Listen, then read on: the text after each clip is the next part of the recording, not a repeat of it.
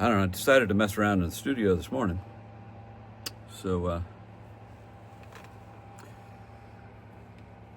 you know, I don't think AI can do this.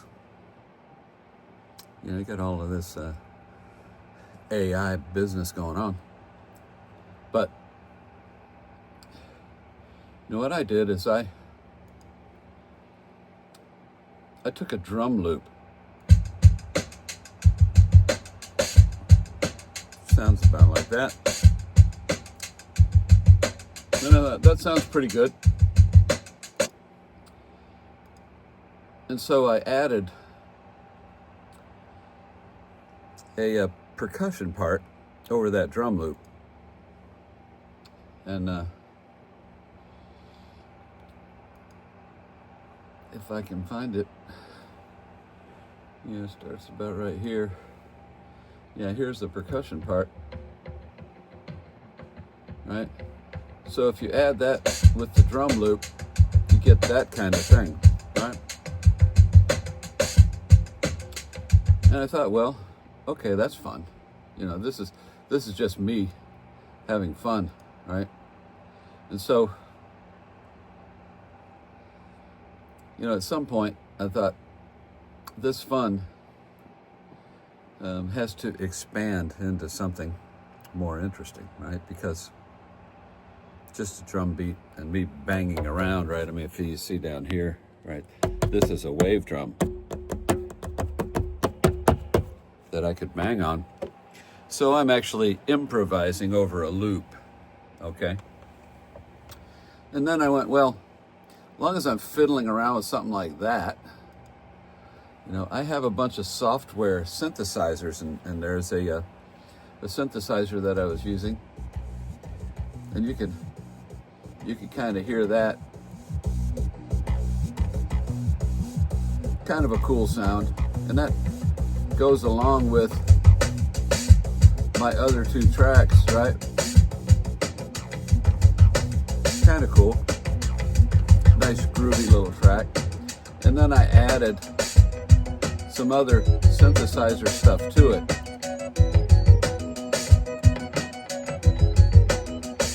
So now I have this little track going on where I played all of this stuff in with my keyboard here.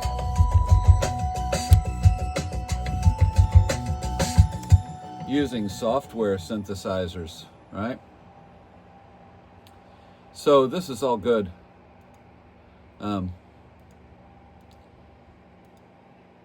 And now I'm going to add guitar. So I actually mic'd up this, I don't know if you can see it, down there's a Rivera amplifier down there, and I put a little E609 Sennheiser mic on it, and then I ran it through a Millenia Media Pre amp. And there's nothing fancy about this sound. It's a relatively clean sound.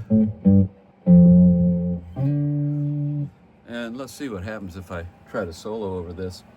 And it won't get too crazy. But I have only one concept going on.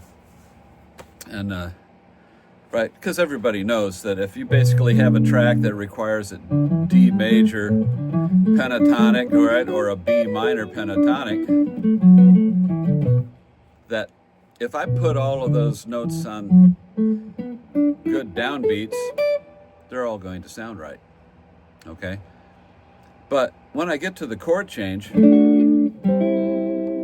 which I created oddly enough using this lap steel,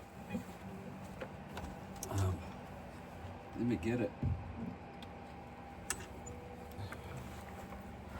So I've got this lap steel that was built for me by my buddy Allison Winslow a long time ago. And what I did is, once I had the track, I just tuned this thing by ear to the sound I was hearing in the track. You know, you're allowed to do that. You can tune anything any way you want, right? You don't have to prescribe to any given tuning. You can just tune it to where it sounds good to you and play it, right? So that's what I did. And now I'm going to try soloing over this thing.